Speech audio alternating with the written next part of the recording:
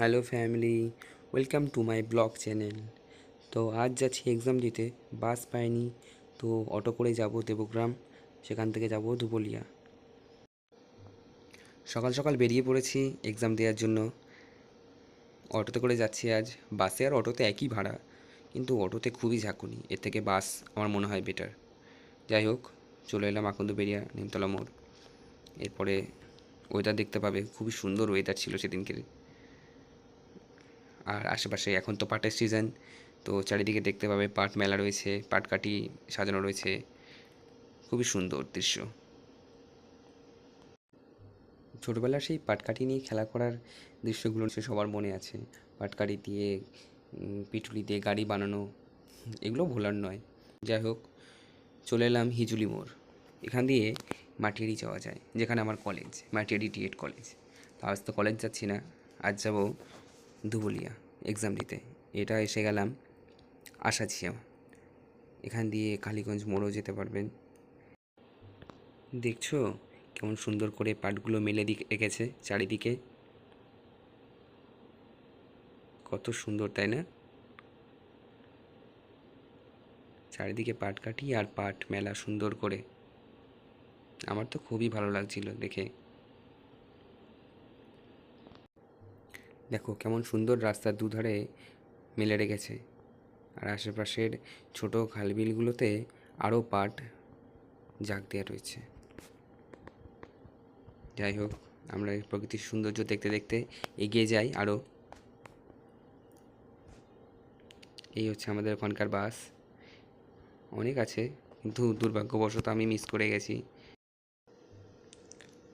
অনেকক্ষণ থেকে একটা লরির পেছনে স্লো স্লো যাচ্ছি, লরিটা কিছুতেই সাইড দিচ্ছে না।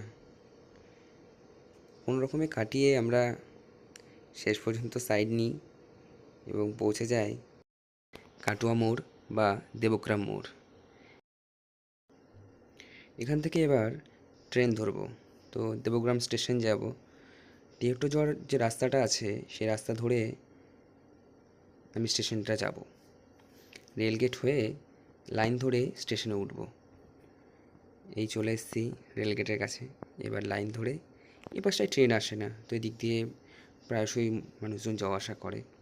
দেবগ্রাম স্টেশনে উঠে পড়লাম। যাই, এবার টিকিটটা কেটে নিই।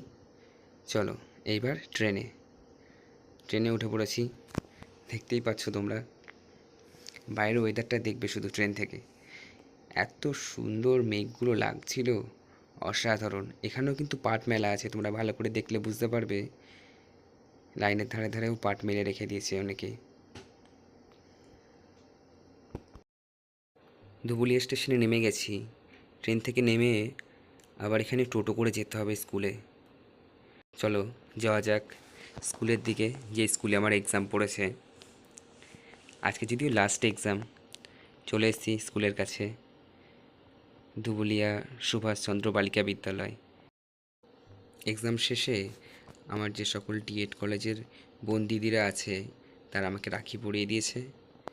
সেটা একটা ছোট মুহূর্ত ক্যাপচার করে নিয়েছি। আর এই হচ্ছে আমার দিদি। দিদি আমার ওপর খুব রেগে আছে, বেজায় রেগে আছে। আমার সঙ্গে তো কথাই বলছে না ঠিক মতো করে। এই হচ্ছে একটা বোন, সুপর্ণা। সে তো পোজ দিতে ব্যস্ত।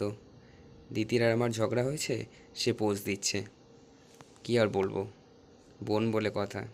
যাই হোক, এই দেখো দিদি ছবি তুলছি দেখে ছবিও তুলতে দিচ্ছে না, মুখ ঘুরিয়ে বসে আছে। এত রাগ, এত অভিমান ভাইয়ের ওপরে। যাই হোক, শেষ পর্যন্ত স্টেশনে এসে দিদির রাগ ভাঙাতে পেরেছি। আমরা তিনজনে মিলে কৃষ্ণনগর স্টেশনে এসেছিলাম কচুরি খেতে। কচুরিটা মিস হয়ে গেছে, তোলা হয়নি। ভালো মন্দের মধ্যে দিয়ে দিনটা খুব সুন্দরভাবে কেটে গেল গতকাল। আজ ভোরে উঠে আবার ডিউটিতে চলে এসেছি কলকাতায়, সেটাও একদিন দেখাবো। তবে বাড়ি ফেরার ভিডিওটা আর হয়নি, ফোনে আর চার্জ ছিল না। আজকের জন্য এটুকুই। ভিডিওটা ভালো লাগলে লাইক, শেয়ার, কমেন্ট করুন, আর আমার চ্যানেলটা সাবস্ক্রাইব করে নিন এমন আরও ভালো ভালো ভিডিও পাওয়ার জন্য। Thank you.